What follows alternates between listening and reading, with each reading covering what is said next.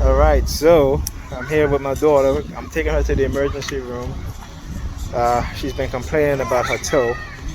She hit her big toe, and for 4 days now, she's been complaining. For 4 days now, her mother, who is a nurse, okay, who is a nurse, right, not even looked at her toes until I mentioned it earlier today, before she went out and whatever.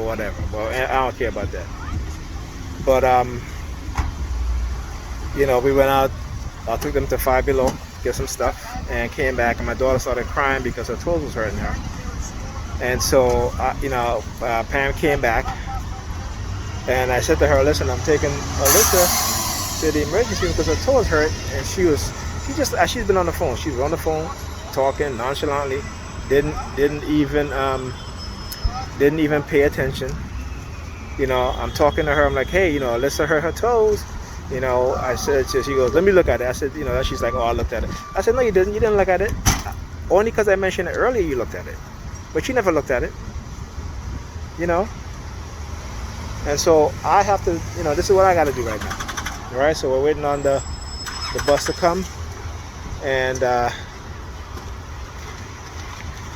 so that I can...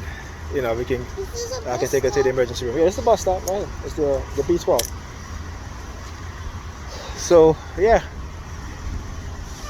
like I said, when they get people to participate in this against you as a TI, they're so focused on just targeting you that they don't even. No, that's going the other way. We need the bus that's going this way. Okay, right? That even when it comes to their children, they like I said, sometimes they'll even put their children in harm's way.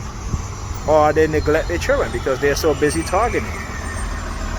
And again, I tell people all the time, these people who operate in these types of program, even though they're being manipulated, they're part of a destructive cult. So it's people driving by, wiping their eyes like they're wiping their own tears. People over there, this dude over there taking his phone out of his pocket. Showing it to me and putting it back in his pocket.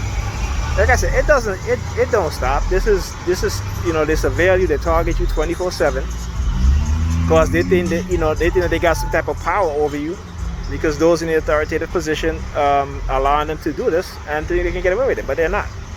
They're certainly not with me anyway. Okay, this is where I draw the line or something. Like I said, you ain't doing this and expecting me to just take it and be silent. No way. It ain't gonna happen. This is what they do. Okay? Alright? Look. They see the white guy walking across the street over here? That's him over there. There's a guy standing over here with a blue shirt. He looks at the white guy. He takes his phone out of his pocket, looks at it. You'll see him right there walking down there. Right? He takes his phone out of his pocket and then he starts crossing the street to get into this car right here. And then the white guy walked by me and takes his phone out, looks over at me, puts it back in his pocket. I said, I gotta laugh at these people because, again, this is their,